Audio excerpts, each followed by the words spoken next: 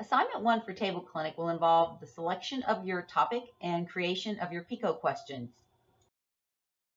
The following slides will present 8 topics for consideration. You may also select a topic not on the list, but it must be confirmed and agreed upon with your instructor.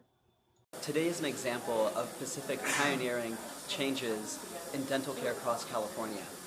Today is ground zero, where dental hygiene educators are being trained to do interim restorations on patients, on live patients.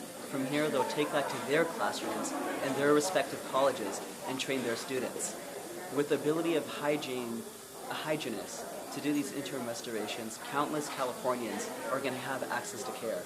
That's just part of Pacific pioneering the advancement of oral health. Caries detection system compensates and complements the dentist to detect caries in addition to visual detection. They detect it with more accuracy, and they scans the teeth with pulses of laser light. Decay emits a fluorescent light that is translated into an audible signal.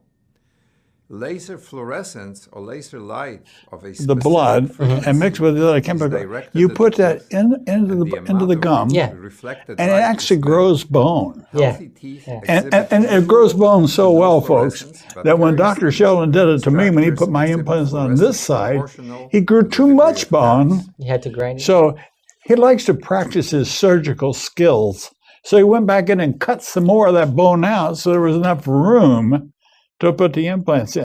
People that really don't go to the dentist unless something hurts. Well, oftentimes gum disease really doesn't hurt until it's really progressed into an advanced stage. And what we're finding is they're finding links in just early stages of gum disease, and not only heart disease, which we've known now for years, but now this latest one is a link with esophageal cancer, which is a very, very dangerous form of cancer. And you know, the link between gum disease, they found gum disease bacteria actually in the cancer cells. Okay.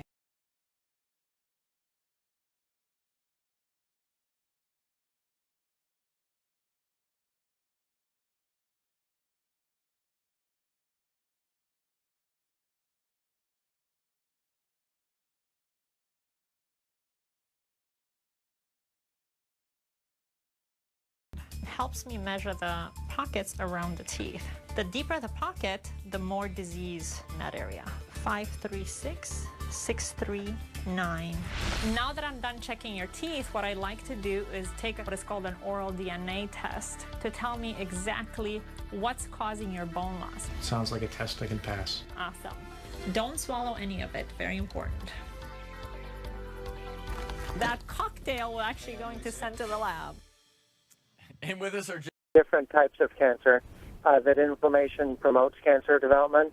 And one of the most dramatic examples actually comes from colon cancer, where there's a chronic inflammatory disease, ulcerative colitis.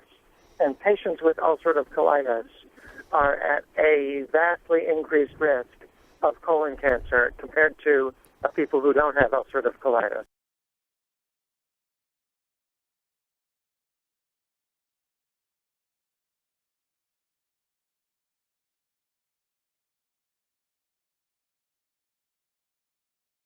For example, dementia. What do you think the link is? Well, it could be that the bacteria in your mouth can get to your brain, and then both in your mouth and in your brain, inflammation could be a result, and there has been linked with inflammation and dementia. And also, if you don't have teeth, you may not eat right, and there are nutritional factors that have been shown to or suggested to be related to dementia. So there's several mechanisms that might explain the results.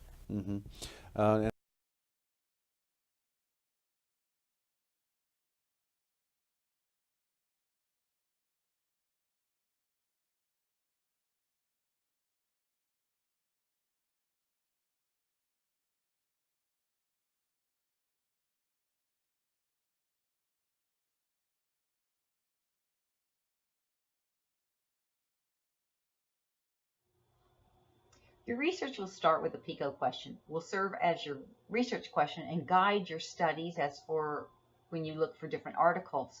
the topics we've already presented, but then there is an array of many topics that you can select from, and you don't feel constrained to just the ones that were presented in class. Feel free to reach out and find other topics of interest to you. The following short video will help you understand the creation of a PICO question, and we'll go into more detail of how this PICO question will guide your research. PICO is an acronym that describes the components of a well-formed clinical question. P represents patient, population, or problem. Examples are age, gender, ethnicity, or certain disorder. I represents an intervention, exposure, or treatment.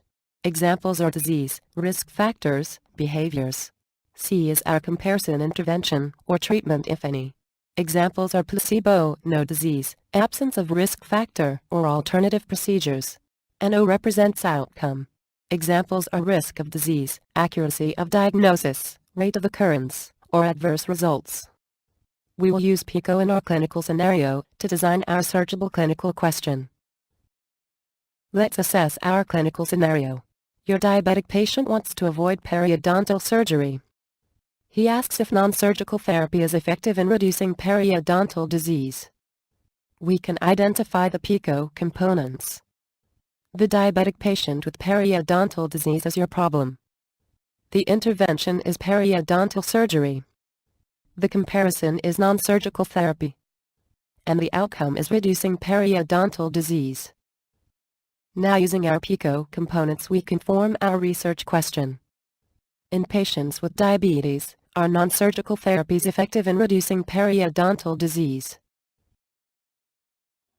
The PICO question is going to establish the phrases that you're going to use to search for articles. In your next assignment, there's a video on how to navigate through Canvas to the HCC library and search the databases for these peer review articles. These phrases will also be joined together, and you will create a PICO question, which will turn into your research question at the end of your introduction. So each student will provide a PICO question. They will all be somewhat similar with a little bit of change because each one of you will have a different focus and bring different material to the research article. But at the very end, when you work together and create your research paper, your introduction, there will be one particular student that will write that. We'll blend the PICO questions together and create a nice statement. This concludes assignment for number 1.